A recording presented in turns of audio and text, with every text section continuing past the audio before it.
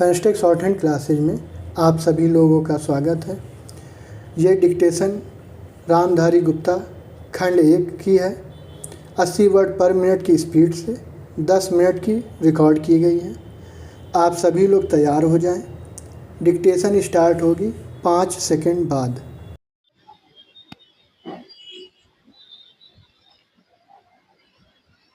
महोदय, हम सभी इस बात के शिकार हो जाते हैं कि अपने दलगत स्वार्थ में आकर गलत काम कर बैठते हैं।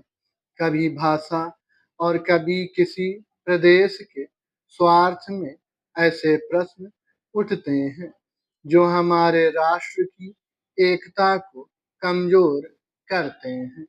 अभी एक माननीय सदस्य ने यह प्रश्न उठाया और आरोप लगाया कि भारत सरकार कुछ प्रदेशों के साथ इंसाफ नहीं करती। भारत सरकार कुछ प्रदेशों के प्रति पक्षपातपूर्ण नीति अपनाती है। यही मनोवृत्ति है जिसमें एक प्रदेश को दूसरे प्रदेश के विरुद्ध भड़काया जाता है। एक जाति को दूसरी जाति के विरुद्ध खड़ा किया जाता है। एक धर्म को दूसरे धर्म के विरुद्ध खड़ा किया जाता है और एक भाषा और दूसरी भाषा वालों के बीच में भड़काव पैदा करके लड़ाई पैदा की जाती है।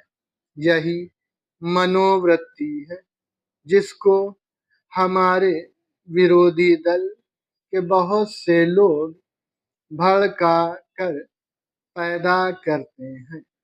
उनकी अपनी गलत नीतियों के कारण विशाल दृष्टिकोण नहीं होता है और वे ऐसे प्रश्न को उभार कर अपना स्वार्थ सिद्ध करते हैं।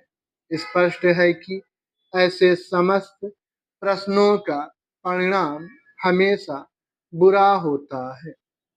इसलिए मैं सभी राजनीतिक पार्टियों के नेताओं से अपील करना चाहूँगा कि जो प्रश्न हमारे देश के सामने हैं और जिन पर हम सबको चिंता हो रही है तथा जिनका हल निकालने की हम कोशिश करते हैं, उन तमाम प्रश्नों के ऊपर हम ठंडे दिल से विचार करें।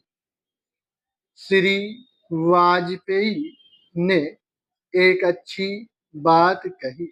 उन्होंने कहा कि इन प्रश्नों का हल सड़कों पर नहीं होगा।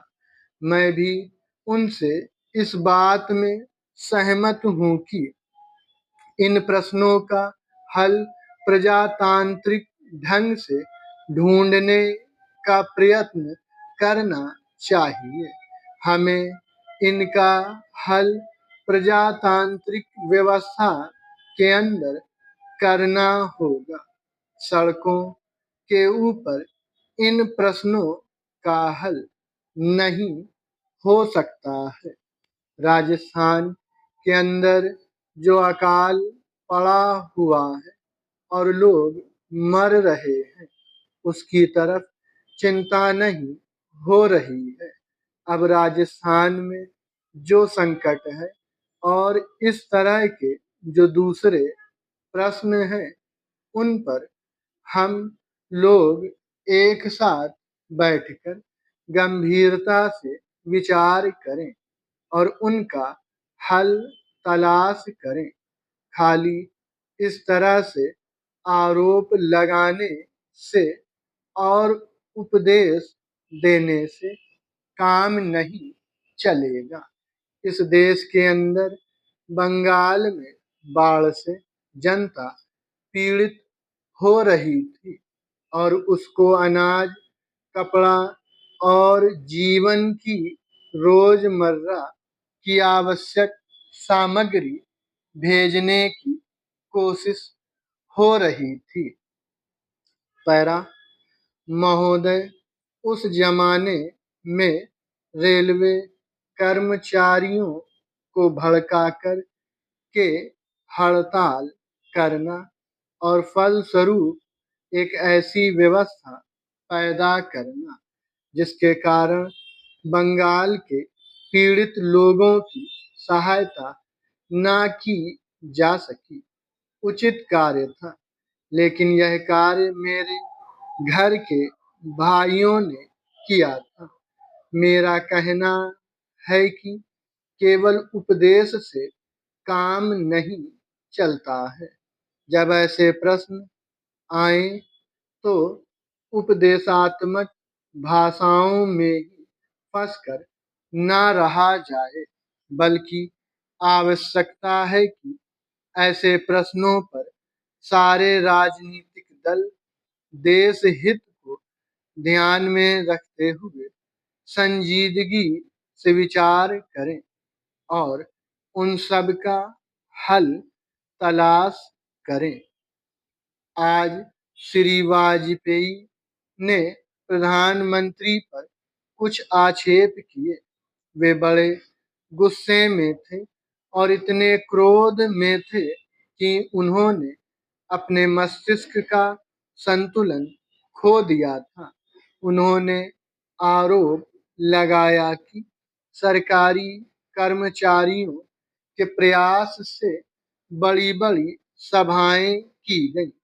मैं वाजपेयी जी का गुस्सा और उनका असंतुलित होना समझ सकता हूँ। उन्होंने यह भी कहा कि प्रधानमंत्री जी ने इन चुनावों के बीच अपने भाषणों में जनमानस को ऊपर उठाने की कोशिश नहीं की, मूलभूत प्रश्नों को देश के सामने रखने की कोशिश नहीं की और आज जो राष्ट्रीय दिक्कतें और परेशानियां हैं उन पर जनता को शिक्षित करने की कोशिश नहीं की। प्रधानमंत्री ने अपने चुनाव भाषणों में देश के अंदर जो शक्तियां राष्ट्रीय एकता को भंग कर रही हैं, धर्म के नाम पर, जाति के नाम पर, भाषा के नाम पर या क्षेत्रीयता के नाम पर संकीर्णता की भावना पैदा कर रही हैं, जनता को उनसे सजग किया। प्रधानमंत्री जी ने इस बात को अनुभव किया था कि उत्तर प्रदेश, बिहार और उत्तर भारत के समस्त हिंदी बोलने वाले इलाकों में जनसंघ संकीर्णता की भावना का प्रचार कर रहा है। जिस प्रकार से जनसंघ सांप्रदायिकता की भावना को बढ़ावा दे रहा है, राष्ट्रीय शक्तियों को तोड़ने की नीति चला रहा है, उससे हमारे राष्ट्रीय मूल, राष्ट्रीय नीतियां और राष्ट्रीय एकता खतरे में है। इसीलिए प्रधानमंत्री ने जनसंघ के ऊपर इस बात का प्रहार किया था कि वह सांप्रदायिक शक्ति है और उससे जनता को सावधान हो जाना चाहिए। आज जो वाजपेयी जी का गुस्सा है उसको हम समझ सकते हैं। उन्होंने एक सपना देखा था, एक सुनहरा सपना। उत्तर प्रदेश में अपनी सरकार बनाने का, बिहार में अपनी पार्टी को बहुमत प्राप्त कराने का। स्टॉप।